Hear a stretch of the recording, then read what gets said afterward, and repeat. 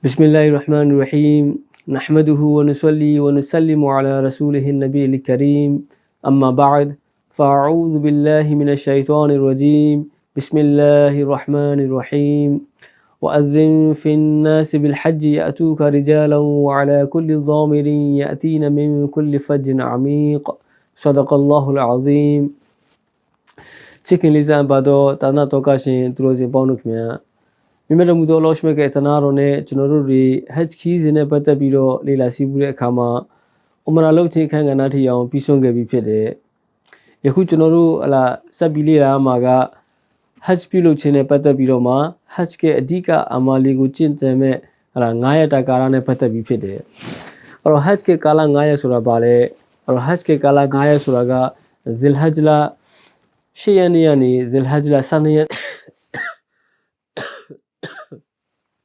Zilhajla Shianigani Zilhajla Sanayanity Dion Jakala Ngayagu Kosura Pede Aro di Kala Ngayama Choroga Hasne Patavima Jan Yiji Kesari Haske Dika Chare Chadigu Choropiloame or Yenokere Omara Suraga Chorodu di Haj Kizema Jan Yipare Kesari Kumuhobu or Tani Abi Pure Solution Choroha a chain and Niago Hala Tamut Hare Nine Hala Yaudon Kaidon Tai Dume Guas with the Bonamune Choroga Hala Omaragu Pilo Kitchen Pede or Jonon in the Husawa Majon in the Timpiage Bude Ehram Wissing Galama Jonoru Riga Ehram Wude Kama has the who read the Tita Loma Solution Le Hala Ehram Willuyare or Tugo Hala Mufrid Lukome Lochingo Ifrad Lukome Sumajon in the Timpiage or Umara Mapam Pimohu from Umara Mapam Pimohu so me General de Umara Pilula de Poma, Tapaka General Juku do Yagame, not from a General de Bakan Bajukan Yashimine solution. General Hachku Pilo de Kama, Toaf Ziara Suraloame, Pilo Hachkese Igu Piloame, or any Naku de General Latwiki Quensemida, Pedore. Or Tani Api Plantila solution, General located Umrama, Anenge, Mayum Muliri, Dumhoga, Anenge, Yopo Muliri, Ane Muliri, Shigere solution. General Hala Hatch, General Pana Pede, Yakupilo me Hashma, General solution, PSMU Yawame, a Margaret Yarigo, 3 times General Lolame, a Poyoge Yarigo, General Ne, Dicadi has Pilo de Kama, Haske, Tawaf Pilo de Staff Ziara Pilo de Kama, Haske E Pilo de Kama, General Ne, La Pisolame solution, inshallah, General Udaga, along a piece of Zondo. Has the Hugo, Hala, Kone Porebo, and Pitome, Eddie Dwama General Riga solution, Omrago. Piloketa in Pede. So the case of General Netita Marhame, General has Kalama, Yiji Yarigu Pilo Pede, Hala General has keys and Maloy, Pede Kisa in Murigu, General Sawaya Pede, or General Nine Diga Ala Maka machines in Kalama, Jayama, General Umralo Bidavi, Ala Jakalama, General Maka machines in Kalama, General Namate Uzapi, or Aloa Maga, I am Sayamaga, General Jama Pede. General Hala say Ataton on a Jewish Tabia Cadro, General Tanu Umrata Holome, Tayama Hala Ngadi Tawa Flome, Elupo the Murin General Pilo came, Pivalushi, Hatch keys in a yayo, General got you Jubia to be Bomo Levares Repo and Mopia, General Tubu Sam, or Ibatat Lode Suragaro Hala, Tana Adi Lode Suragaro, Toro Kone Kisapede, Tamimela Tajut Namasco, Yao Papima, Fajar Lutores Repo and Mugaro, there are Elupo and Mugaro Shariat Yaroga Matansu, Elupo and Mugu Shariat Kamalu Malulawu, or General in Tubu Sam, Hala Mimi Jama Yine Hala, Mimi Hala Bacoles Luce, in Hala Balau Tolo Namele. Below the Mune simply means or Kuhaku to Ujin Totame, Tumia Lodan Kulailome, La Tumia Toara Kutome, Tumia Umralo Kulome, Surepo and Mune Lulumeau, La Kuluran Luran has Lucy, Kumashide in Ane Kumashine Hela, O Pengu Kai, O Kana Izwane, La Loa Pideboma, Jonoye, Ala Jama Yugu, Jonuka Usabioma, the Chalu Loda, Low in Lobazi, Tamime Kugamanai Musulushi, Malobane. Diga General Neda Canina Vales Lucy, Patama Uzu General Ned Naya Kalama Yokin Kalama, General Jama Yugu, General Loma, Ala Kokom in Apipina, Nayama, Ala Yigo, Ala General Ne, Lona, Amali Sautina, General Ne, a Pincent Ham of Pede. Or Dingaya Kalama, General Osune Tome, Osune Lame, Ala Beguwe Totua, Ala Alunga, Ala di Osune Tuares. Churchu Kesariga, Bama Petana Chibu, La Churchu Kesariga, ကိုတော့မသိလိုက်ဘူးဟလာဘယ်လိုပုံစံမျိုးနဲ့အကောင့်တွေပေါ်သွားလဲဘယ်လိုပုံစံမျိုးနဲ့တွားလိုက်လဲဆိုတာကိုတော့မှပဲဟလာကောက်ပြန်စဉ်းစားရင်မမှတ်မိတဲ့အနေအထားတွေရှိတယ်ဒါပေမဲ့ဟလာအကယ်၍များဟလာမတော်တဆကျွန်တော်တို့သွားတဲ့ခါမှာကားနောက်ကျသွားတာမျိုးသို့မဟုတ်ကကျွန်တော်တို့ကကားနဲ့အတူတူအုပ်စုလိုက်တော့သွားတယ်ဒါပေမဲ့ကားပေါ်တက်ခံရပြီးမှဟလာ2ယောက်3ယောက်ကော့ပြီးကြံနေခဲ့တာမျိုးသို့မဟုတ်ကသွားတဲ့အချိန်တော့အတူတူပဲပြန်လာတဲ့ခါတော့အုပ်စုတွေကွဲသွားတာမျိုးဟလာကိုကအဲ့လိုမျိုးဖြစ်နေတဲ့အခါမှာကိုဘာလုပ်အောင်မလဲဆိုတော့ကိုဟလာမတိကြဘူးဟလာသို့မဟုတ်ကမတိတော့ဘူးမမမိတော့ဘူးဆိုလို့ရှိရင်ဟလာအများကြီးကျွန်တော်တို့တွေဟလာရောပုံမှုတွေဖြစ်သွားနိုင်တယ်အားနည်းမှုတွေဖြစ်သွားနိုင်တယ်အမလီဘာသက်ဆိုင်ပိုင်းဆိုင်မှာတစ်ဖက်ကကျွန်တော်တို့ကစိတ်ရှုံနေရမယ်နောက်တစ်ဖက်ကကျွန်တော်တို့ကဟလာဒီကိစ္စတွေကိုဘာပြီးဘာလုပ်အောင်မယ်ဆိုတော့ကိုမတိတဲ့အပေါ်မှာအများကြီးဗျာများရမယ်တောကတွေများရမယ်အဲ့တော့အဲ့လိုမျိုးတွေမဖြစ်အောင်လို့ကျွန်တော်တို့အနေနဲ့ဒီ9ရက်တာကာလမှာဘာတွေလုပ်ရမလဲဆိုတော့ကိုကျွန်တော်တို့အနေနဲ့တေချာမှတ်ထားရမယ်။ဒါကြောင့်မလို့ပဲဟလာကျွန်တော်အနေနဲ့ဟလာဒီ9ရက်တာကာလနဲ့ပတ်သက်ပြီးတော့မှဟလာအပိုင်း2ပိုင်းကျွန်တော်အနေနဲ့တင်ပြဖို့အတွက်ဆန္ဒရှိတယ်။တစ်ပိုင်းကဘာလဲဆိုလို့ရှိရင်ဟလာ hatch key စဉ်ဟလာဒီ9ရက်တာကာလမှာဘာတွေလုပ်ရမလဲဆိုတော့ကိုဟလာ fazai လေးမဆိုင်လေးမပါဘဲနဲ့လုပ်ရမယ့်အခန်းကဏ္ဍတွေတက်တက်ကိုပဲကျွန်တော်အနေနဲ့ဟလာအချင်းချိုးပြီးမှကျွန်တော်အနေနဲ့တစ်ချက်ပုံတင်ပြမယ်အဲ့ဒီကပြီးသွားတဲ့နောက်ပိုင်းမှာအင်ရှာအလ္လာဟ်တာလာနောက်တော့မှဟတ်9ရက်တာကာလကိုတရက်ချင်းစီကအခန်းကဏ္ဍအလိုက်လာသူရဲ့ဖဇာအီလေးမဆိုင်လေးလောရမယ့်ကိစ္စတွေဒါတွေအကုန်လုံးကိုအသေးစိတ်အင်ရှာအလ္လာဟ်အတတ်နိုင်ဆုံးကျွန်တော်နဲ့တင်ပြဖို့ဆန္ဒရှိတယ်အဲ့တော့ကျွန်တော်တို့ပထမအဆုံးအနေနဲ့ဟတ်ကာလ9ရက်တာကာလမှာကျွန်တော်တို့ဘာတွေလုပ်အောင်မလဲအဲ့တော့လုပ်ရမယ့်အရာတွေကတော့ပထမအဆုံးကျွန်တော်တို့ဟလာဇီလ်ဟဂျ်လာ9ရက်နေ့ရောက်လာပြီဆိုလို့ရှိရင်ကျွန်တော်တို့ကမသွားခင်အရင်မှာဟလာဒီမင်နာကိုမသွားခင်အရင်မှာကျွန်တော်တို့လိုအပ်တဲ့ဟလာကိစ္စတွေအကုန်လုံးကိုကျွန်တော်တို့ဆောင်ရွက်လိုက်မယ်ဟလာနောက်ဆက်တင်းစရာမလိုတော့အောင်ဟလာဒီဟတ်ကာလာ9ရက်မှာကျွန်တော်တို့ဟိုကိစ္စကိုသတိရတာမျိုးဒီကိစ္စကိုသတိရတာမျိုးမဖြစ်ရရအောင်ကျွန်တော်တို့ကိစ္စအကုန်မှန်တယ်များကိုကျွန်တော်တို့အနေနဲ့စီမံဆောင်ရွက်လိုက်မယ်ဟလာလိုအပ်တဲ့အထုပ်ပိုးတွေကိုကျွန်တော်တို့ထုတ်လိုက်မယ်ဒီချက်လာအဲ့ဒါဆိုလို့ရှိရင်ကျွန်တော်တို့အဲ့ဒီပြင်ဆင်တဲ့ကိစ္စပြီးသွားပြီအဲ့တော့ပြီးသွားပြီဆိုလို့ရှိရင်ကျွန်တော်တို့ကဒီမင်နာကိုသွားမယ်အဲ့တော့မင်နာကိုမသွားခင်အရင်မှာကျွန်တော်တို့အတွက်အလုပ်တစ်ခုလုပ်အောင်မယ်အဲ့ဒါကဘာလဲဆိုလို့ရှိရင်ကျွန်တော်တို့ hajj के ihram ကိုဝတ်ရမှာဖြစ်တယ်အဲ့တော့ hajj के ihram ကိုဝတ်ရမယ်ဆိုတော့ihram မို့ပုံဝင်နည်းနဲ့ပတ်သက်ပြီးမှဟိုငကိုလည်းတင်ပြထားပြီးတော့ပြီအဲ့တော့အထွေထူးတော့မတင်ပြတော့ဘူးကျွန်တော်တို့ရေမိုးချိုးလိုက်မယ်အမွှေးကြိုင်လေးလိုက်မယ်အဲ့ဒီမတိုင်ကမှကျွန်တော်တို့တန်ရှင်းလှုပ်ရှားရှိတဲ့အကုန်လုံးလက်ပြီးတော့လို့ရှိရင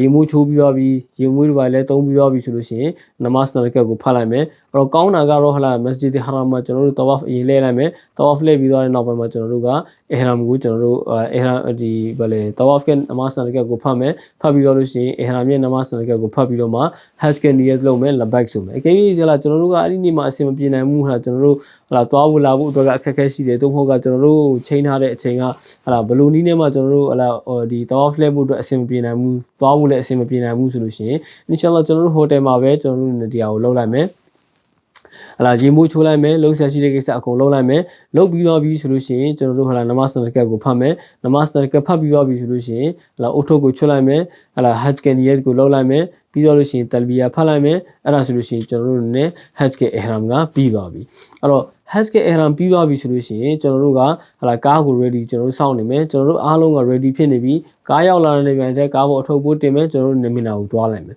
အဲ့တော့ဒါကတော့ဟာဒီမကာမှာရှိနေတဲ့ကာလမှာလောရမယ့်ကိစ္စအခန်းကဏ္ဍပြတ်သွားပြီအခုမင်နာသွားလိုက်ပြီမင်နာရောက်လေလမ်းတလန်းလုံးကျွန်တော်တို့နဲ့ဇီကီတွေစိတ်သွားမယ်တလ်ဘီယာဆူသွားမယ်တကဘီတွေဆူသွားမယ်အဲ့လိုပုံစံမျိုးနဲ့ဟလာဇီကီနဲ့ကျွန်တော်တို့ဟာဆိုလို့ရှိရင်သွားနေမယ်အဲ့တော့မင်နာရောက်ပြီဆိုလို့ရှိရင်ကျွန်တော်တို့ဟလာတဲထဲမှာဟလာအထုပ်ပိုးတွေမှာအားလုံးချပြီးသွားပြီဆိုလို့ရှိရင်မင်နာမှာကျွန်တော်တို့ပထမဦးဆုံးဟလာကျွန်တော်တို့အနေနဲ့ဟလာဒီလှုပ်ဆောင်ရမယ့်ကိစ္စဒါမှမဟုတ်လို့ရှိရင်အရင်အရေးကြီးတဲ့ကိစ္စဆိုပြီးမှဘာတစ်ခုမှမရှိဘူးအဲ့တော့မင်နာမှာကျွန်တော်တို့ဇီလ်ဟဂျ်လာ10ရက်နေ့ရောက်သွားပြီဆိုလို့ရှိရင်ကျွန်တော်တို့အတွက်ဟလာလောက်ရမယ့်အလုပ်ကဟလာတနေ့ကုန်လုံးမှာအဲ့ဒီမှာနမတ်9ချိန်ဖတ်ဖို့အတွက်ပဲဆွန်နတ်ကိစ္စတစ်ခုကိုအကောင်းနဲ့ဖော်ဖို့ပဲရှိတယ်ကျန်တဲ့အလုပ်ဘာအလုံးမှမရှိဘူးအဲ့တော့ဇီလ်ဟဂျ်လာ10ရက်နေ့ကျွန်တော်တို့မင်နာရောက်သွားတယ်ဟလာအထုပ်ပိုးထားလိုက်မယ်နမတ်9ချိန်ဖတ်မယ်ဇဟော်ချိန်ကနေစပြီးမှဟလာကျွန်တော်တို့ဟလာနမတ်ဖတ်မယ်ဇဟော်အဆန်မဂရစ်အီရှာပြီးတော့လို့ရှိရင်နောက်ရက်ဖဂျာထိအောင်ကျွန်တော်တို့နေမင်နာမှာနေမယ်အဲ့ဒီထိအောင်ကျွန်တော်တို့နေဟလာဒီနမတ်ဖတ်မယ်တခြားဇီကီလုပ်မယ်တီလာဝတ်လုပ်မယ်ဒီလောက်ပဲအခန်းကဏ္ဍရှိတယ်တခြားအထွေထူးဆိုပြီးမှဘာမှလုပ်ဆရာမလို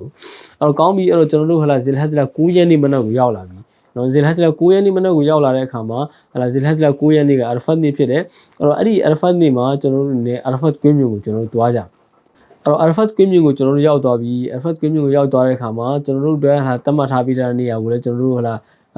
ရောက်သွားပြီအထုပ်ပိုးတွေလည်းချပြီးသွားပြီဆိုလို့ရှိရင်ကျွန်တော်တို့ကဘာလုပ်အောင်မလဲဆိုလို့ရှိရင်အကယ်၍များကျွန်တော်တို့ကဟလာဒီအာရဖတ်ရဲ့အီမာမ်ရဲ့နောက်ကနေလိုက်ပြီးမှဖတ်မယ်ဆိုလို့ရှိရင်ကျွန်တော်တို့ကဇဟော်နဲ့အဆော်ကိုပေါင်းပြီးမှဖတ်ရမှာဖြစ်တယ်အဲ့တော့ဇဟော်နဲ့အဆော်ကိုကျွန်တော်တို့ပေါင်းပြီးဖတ်လိုက်ပြီးဖတ်ပြီးတော့ပြီဆိုလို့ရှိရင်ကျွန်တော်တို့လည်းဘာဆွန်နတ်မှထပ်မဖတ်တော့ဘူးအားလုံးကိစ္စပြတ်သွားပြီကျွန်တော်တို့လည်းအခုလောက်အောင်မဲ့အလုပ်ကဘာလဲဆိုလို့ရှိရင်ဒူအာတောင်းမယ်ဇီကရ်လုပ်မယ်တီလာဝတ်လုပ်မယ်ဒရူရှရီဖတ်မယ်ဒီအလုပ်တွေပဲကျွန်တော်တို့လုပ်အောင်မယ်တခြားဘာအလုပ်မှလုပ်ဆရာမလိုဘူးအဲ့တော့အာရဖတ်နဲ့ဟလာဒီဇဟော်ဂျင်ကနေစပြီးမှဇဟော်ပီကနေစပြီးတော့မှကျွန်တော်တို့တောက်ရှောက်အမှလုပ်လိုက်မှာပဲအချိန်ကြီးလုပ်လိုက်မလဲဆိုလို့ရှိရင်ဟလာမိုးချုပ်ခန္ဓာနီးနေဝင်ပြီးတော့ခဏလေးနေတဲ့အထိအောင်ကျွန်တော်တို့အမှလုပ်လိုက်မယ်အဲ့တော့အခုနေဝင်သွားပြီဆိုတော့ကျွန်တော်တို့အနေနဲ့ဟလာမူဇလီဖာကိုကျွန်တော်တို့တွားကြမယ်အဲ့တော့မူဇလီဖာမှာကျွန်တော်တို့ဘာလုပ်မလဲအဲ့တော့မူဇလီဖာမှာကျွန်တော်တို့လုပ်ရမယ့်အလုပ်က3ခုရှိတယ်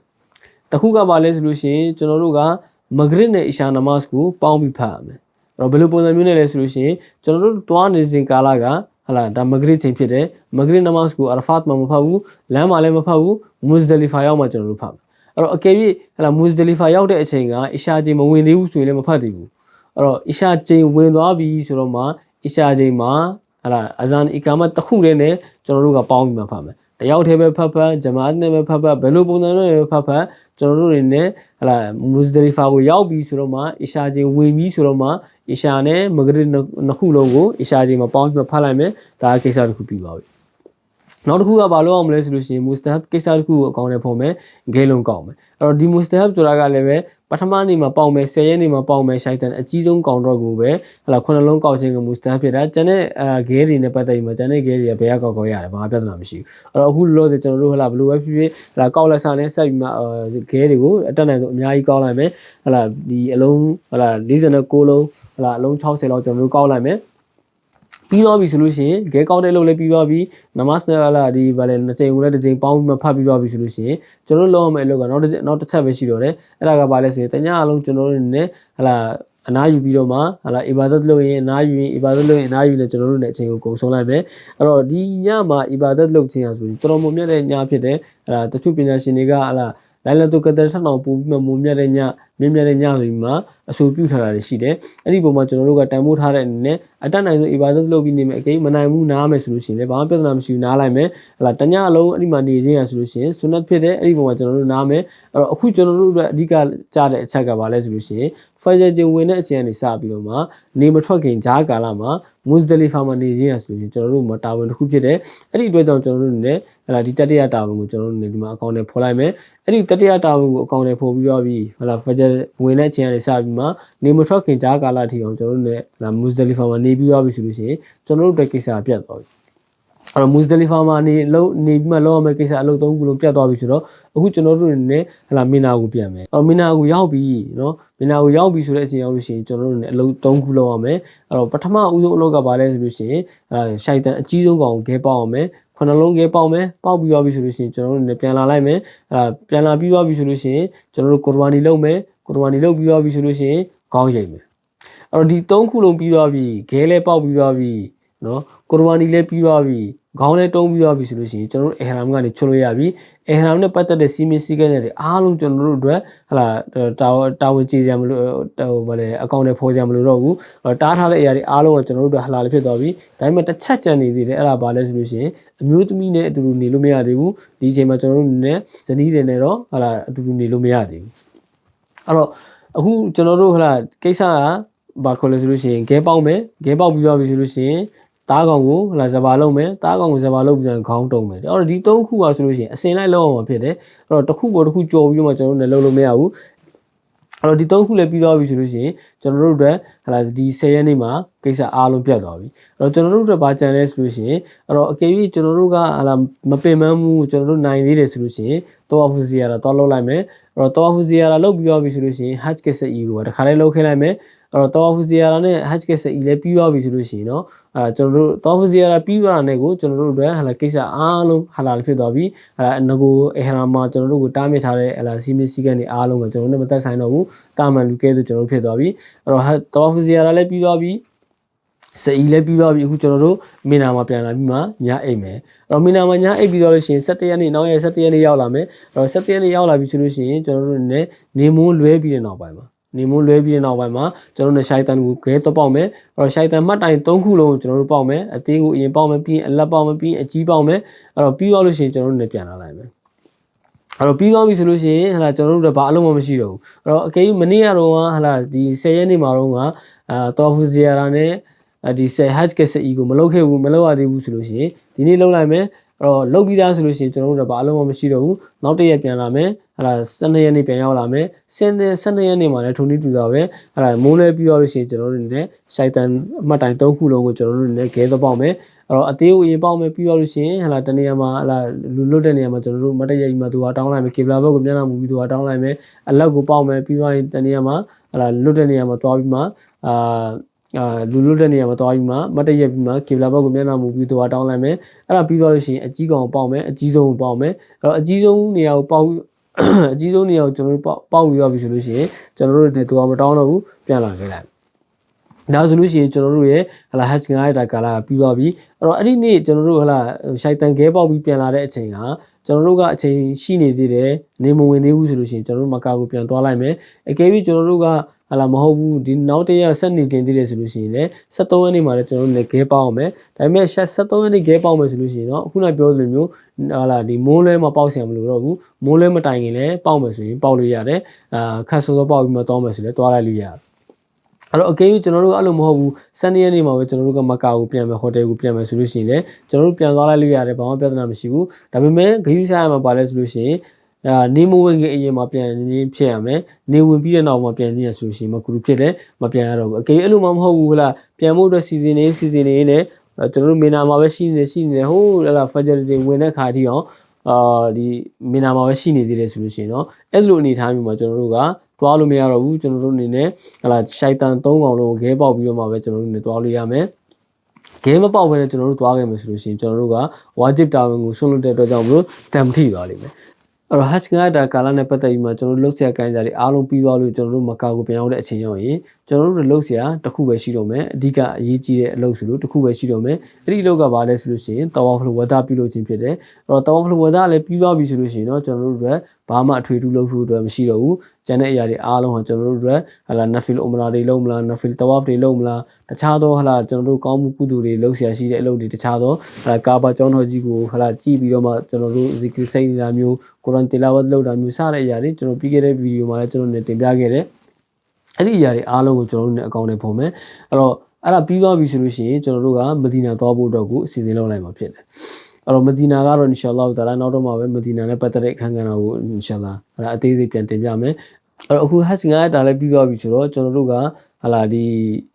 ီနေရာတွေနဲ့ပတ်သက်ပြီးမှကျွန်တော်တို့ကဖြစ်ကောင်းဖြစ်နေတဲ့ကျွန်တော်တို့စိမ့်တဲ့နေရာတွေလည်းဖြစ်နေမယ်အဲ့ဒီပုံမှာကျွန်တော်နည်းနည်းတင်ပြလို့တယ်အဲ့ဒီနေရာတွေထဲမှာဟလာကျွန်တော်တို့ကျုံတဲ့နေရာတွေထဲမှာမင်နာရှိမယ်အာရဖတ်ရှိမယ်မွဇဒလီဖာရှိမယ်ပြီးသွားရင်ဂျမရာရှိမယ်အဲ့တော့ဒီနေရာတွေနဲ့ပတ်သက်ပြီးမှကျွန်တော်အနေနဲ့အနေငယ်တင်ပြပေးမယ်မင်နာဆိုတာကကာမကျောင်းတော်ကနေ10ကီလို17ကီလိုလောက်ဝေးတဲ့နေရာဖြစ်တယ်အဲ့ဒီနေရာကကျွန်တော်တို့ဟိုတယ်နဲ့ဆိုလို့ရှိရင်9ကီလို10ကီလိုလောက်တော့ဝေးတယ်အဲ့တော့အဲ့ဒီမှာကျွန်တော်တို့ရဲ့ဟလာတဲအုပ်စုက al mu'asim လို့ခေါ်တဲ့တဲအုပ်စုဖြစ်တယ်အဲ့တော့ဂျမရာတ်ကတရာကနေဆိုလို့ရှိရင်ကျွန်တော်တို့တဲအုပ်စုက4ကီလိုလောက်ရှိတယ်အဲ့တော့လမ်းလျှောက်မယ်ဆိုလို့ရှိရင်ကျွန်တော်တို့ဟလာတနာရီကျော်လောက်လမ်းလျှောက်ယူရမယ်အဲ့တော့အကယ်၍များကျွန်တော်တို့ကအကြောင်းမျိုးကြောင့်မလို့ကျွန်တော်တို့တဲကနေဂျမရာတ်ကိုလမ်းလျှောက်ခြင်းနေဆိုလို့ရှိရင်ကျွန်တော်တို့ဟလာ4ကီလိုကျော်လောက်ကျွန်တော်တို့လမ်းလျှောက်ရမယ်တနာရီကျော်လောက်လမ်းလျှောက်ရမယ်ဆိုတော့ခေါင်းထဲမှာတစ်ချက်ထည့်ထားဖို့အတွက်လိုအပ်တယ်အဲ့တော့ဒီမင်နာမှာကျွန်တော်တို့ဟလာဒီMasjidul Khaif ဆိုပြီးမှနေရာကြော်ကြားတဲ့နေရာတနေရာရှိတယ်။အဲဒီနေရာမှာတမန်တော်မြတ်ဆလ္လာလာဟူအလိုင်ဝါဆလမ်ကိုတော့ထိုင်ပြီးတော့မှဆာဟာဘာတာဘကကြီးတွေကိုသူတို့ရဲ့ဟလာ hajj နဲ့ပတ်သက်ပြီးမှလိုအပ်တဲ့ဟလာမစအလာမဆိုင်လေးကိုဟလာတင်ပြပေးခဲ့တဲ့ဆိုပြီးမှစင်ပြတဲ့တွေမှာလာရှိတယ်။အဲ့တော့အခုလောလောဆယ်ဟလာမှတ်ထားမှာကတော့မင်နာကတော့ဟူဒူဒီဟာရမ်ထဲမှာပဲရှိနေတယ်။ဟူဒူဒီဟာရမ်ထဲမှာရှိနေတဲ့ပုံမှာကျွန်တော်တို့ကဟလာဟာရမ်ရဲ့စီမင်းစည်းကမ်းတွေနော်ဟူဒူဒီဟာရမ်ထဲမှာနေတဲ့အခါမှာဘယ်လိုပုံစံမျိုးနဲ့နေရမယ်ဘာတွေလုပ်လို့ရတယ်ဘာတွေလုပ်လို့မရဘူးလဲဆိုတာအဲ့ဒီအရာတွေကိုကျွန်တော်တို့အနေနဲ့ဟလာဂိဝိဆိုင်ပြီးမှနေရမယ်အဲ့တော့နောက်တစ်ချက်ကဘာလဲဆိုလို့ရှိရင်ဟလာဒီအာရဖတ်အဲ့တော့အာရဖတ်ကတော့ကျွန်တော်တို့ဟလာမင်နာကနေကျွန်တော်တို့ဟလာအာရဖတ်ကို12ကီလို13ကီလိုလောက်ဝေးတယ်အဲ့တော့ဒီအာရဖတ်ကတော့ကျွန်တော်တို့ဒီဟူဒူဒီဟာရမ်ရဲ့အပြင်မှာဖြစ်တယ်ဟာရမ်နယ်မြေအပြင်မှာဖြစ်တယ်သူကဟာရမ်နယ်မြေထဲမှာမပါဘူး အဲ့ဒီမှာဟလာဂျဘလူရဟမာဆိုတဲ့တောင်တော်ရှိတယ်အဲ့ဒီဂျဘလူရဟမာတောင်ဆိုတာကဟလာဒီအရဖတ်နေ့မှာကျွန်တော်တို့ဟလာဒီနားတဲ့အခါအရဖတ်နေ့မှာကျွန်တော်တို့ဝူကူဖလို့တဲ့အခါဟလာဒူဝါတောင်းတဲ့အခါအဲ့ဒီတောင်နဲ့အနီးဆုံးနေရာမှာဒူဝါတောင်းမယ်ဆိုလို့ရှိရင်အမျက်ဆုံးဖြစ်တယ်ဆိုပြီးမှသာသနာပညာရှင်တွေကတင်ပြထားတယ်ဒါပေမဲ့အဲ့ဒီတောင်ပေါ်တက်ခြင်းကတော့သာသနာပညာရှင်တွေကပြောတာကဟလာဒါဘစ်အဖြစ်တယ်ဟလာဒါဆောက်ပြတဲ့အလုံးမဟုတ်ဘူးတောင်ပေါ်တက်เสียပါအကြောင်းမရှိဘူးအဲ့ဒီတောင်နားမှာဟလာဝူကူဖလို့မယ်ဆိုလို့ရှိရင်တော့လုံလို့ရတယ်ပို့ပြီးမှမြတ်အဲ့တော့မူဇဒလီဖာဆိုတာကတော့ဟလာအရဖတ်နဲ့မီနာနဲ့ဂျားထဲမှာရှိတာမီနာနဲ့ပူပြီးမှနီးတယ်ကျွန်တော်တို့တဲကနေဆိုလို့ရှိရင်သူက4 ကီလိုလောက်ဝေးတယ်အရဖတ်ကနေပြန်တွက်ကြည့်လိုက်မယ်ဆိုလို့ရှိရင်သူက9 ကီလိုလောက်ဝေးတယ်အဲ့တော့ဂျမနာဆိုတာကတော့ဟလာဂျမနာကတော့မီနာနဲ့ကလျက်ပဲရှိနေနေရအဲ့တော့မူဇလီဖာရဲ့အချမ်းမှာတော့မဟုတ်ဘူးသူကအဲ့ဒီမူဇလီဖာရဲ့ဆန့်ကျင်ဘက်အချမ်းမှာရှိတဲ့အားဖြစ်တယ်ကျွန်တော်တို့တဲကနေဆိုလို့ရှိရင်4 ကီလိုလောက်ဝေးတယ်ပြီးသွားရင်ကျွန်တော်တို့လမ်းလျှောက်မယ်ဆိုလို့ရှိရင်ခုနပြောသလိုပဲတနာကြီးကျော်တော့ကျွန်တော်တို့လမ်းလျှောက်ပြီးပါအခုကျွန်တော်တို့ဟလာနေရာလဲတည်တော်ပြီး hatch 9နဲ့ပတ်သက်ပြီးမှလည်းဟလာအတိအကျလိုဘာတွေလောက်အောင်မယ်ဆိုတော့ကိုတည်တော်ပြီးဆိုတော့ကျွန်တော်တို့ဟလာ hatch 9နဲ့ပတ်သက်ပြီးမှဟလာအကျေတုံးလို့ကျွန်တော်တို့လေ့လာကြည့်ကြမယ်အဲ့တော့မလေ့လာခင်အရင်မှာကျွန်တော်တို့ကြားပြစကားတစ်ခုပြောချင်တာကကျွန်တော်တို့ hatch 9ရက်တာ hatch 9ရက်တာလို့ပြောနေတာတကယ်နဲ့ hatch 9ရက်တာဆိုတာကဟလာအကယ်၍လူတစ်ယောက်ကဟလာမီနာမှာဇီလ်ဟဇ်လာ12ရက်နေ့အထိပဲနေပြီးမှပြန်သွားတဲ့လူအတွက်ပဲဟလာဒါဟာဆိုလို့ရှိရင် hatch 9ရက်တာလို့သတ်မှတ်လို့ရတာအကယ်၍များပုဂ္ဂိုလ်တစ်ယောက်ကဟလာဇီလ်ဟဇ်လာ73ရက်နေ့ပါသူကမီနာမှာနေခဲ့သေးတယ်ဆိုလို့ရှိရင်သူကဂဲပေါက်တဲ့တာဝန်ကိုသူဂဲပေါက်တဲ့တာဝန်သူ့မှာဝါဂျစ်ဖြစ်တဲ့ပုံမှာအဲ့ဒီတာဝန်ကိုလည်းထမ်းဆောင်အောင်မယ်ဆိုတော့သူ့အတွက်ကတော့6ရက်ဖြစ်သွားလိမ့်မယ်9ရက်မဟုတ်တော့ဘူးအဲ့တော့အကယ်၍များကျွန်တော်တို့အကြောင်းမျိုးကြောင့်လို့မီနာမှာနေခဲ့ရတယ်ဆိုလို့ရှိရင်ကျွန်တော်တို့ hatch 9ရက်တာမဖြစ်တော့ဘူး hatch က6ရက်ဖြစ်သွားလိမ့်မယ်အဲ့တော့ဒီအတူချုံတင်ပြတဲ့အခန်းကဏ္ဍမှာတော့ကျွန်တော်နေဒီလောက်ပဲတင်ပြလို့တယ်အဲ့တော့ inshallah တလာအခြေတွင်းကို inshallah နောက်ထပ်ဗီဒီယိုတစ်ခုမှာကျွန်တော်နေတင်ပြပေးမယ်ဝါခီရူဒါဝါနလ်ဟမ်ဒူလ illah ရဘ်အလ်အာလမီန်